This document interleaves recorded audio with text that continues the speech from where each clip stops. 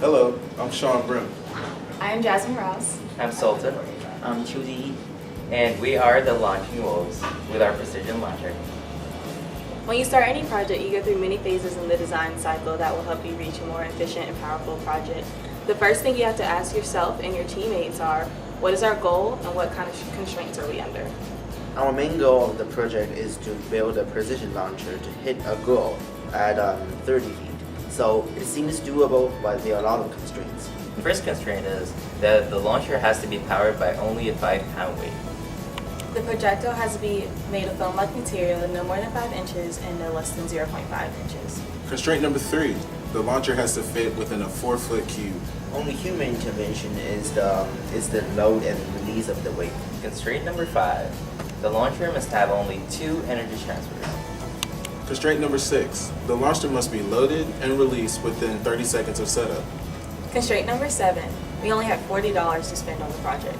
With the number of constraints we looked at different techniques to follow up for the base and the release mechanism, some of which included Velcro, magnets, and a hook release mechanism.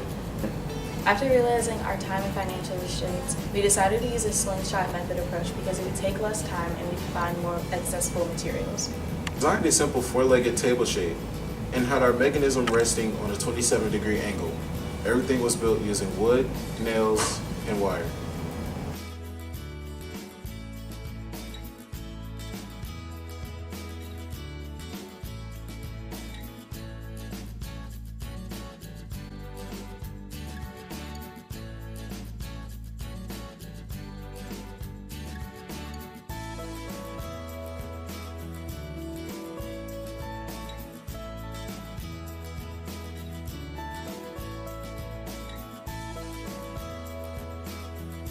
The projectile we choose is a light golf ball because it's less affected by air resistance due to its shape and weight. We also found our energy transfers. When the weight fell, the gravitational energy was transferred to the resistance bands being pulled back. That energy change was potential energy. The rope would be released through a hook trigger system, allowing for potential energy to launch the ball out of the socket and into the air using kinetic energy. While designing, testing, and building our project, we noticed that the hook trigger mechanism did not work. So we tried altering that by shortening and changing the shape of the hook, changing the obstacle that blocked the hook, but that did not work too. So instead of changing our whole design, we decided to change the release trigger mechanism to a magnet and iron plate instead.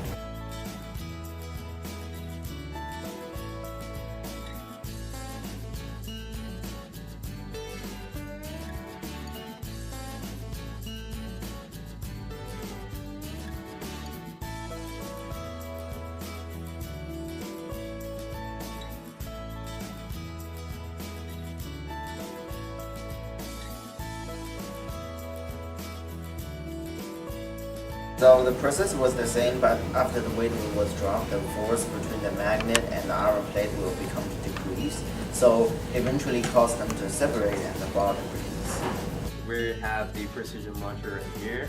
We have the weight, 2 pulleys, the rope, and 2 magnets. That's our trigger mechanism. A pocket for the ball, and 2 rubber bands, I guess. So basically how it works is that we have the gravitational potential energy of the weight that moves on to this through the string to the magnets, and that changes to potential energy within the elastic band, which is elastic potential, and then that changes to kinetic to the small ball, and it flies off.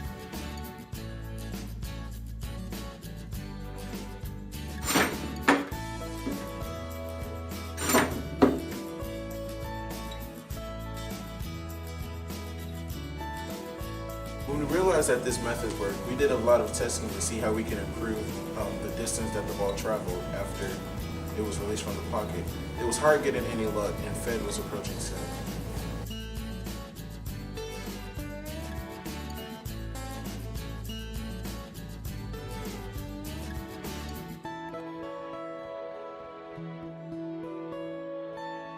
Today, our project didn't work as well as we hoped it would. When we were testing it the night before and seeing that it was launching well, we were all shocked when it didn't go as far. in hope of making the rope tighter, we hope to get more precise and more powerful launch. We got the exact opposite. Our project time didn't go anywhere, and we are really disappointed. We didn't place enough. If there was anything I think me and my team could have done differently, I think it was to allow us more time for initial designing and sketching. That way we could foresee some of our faults that we made in the beginning.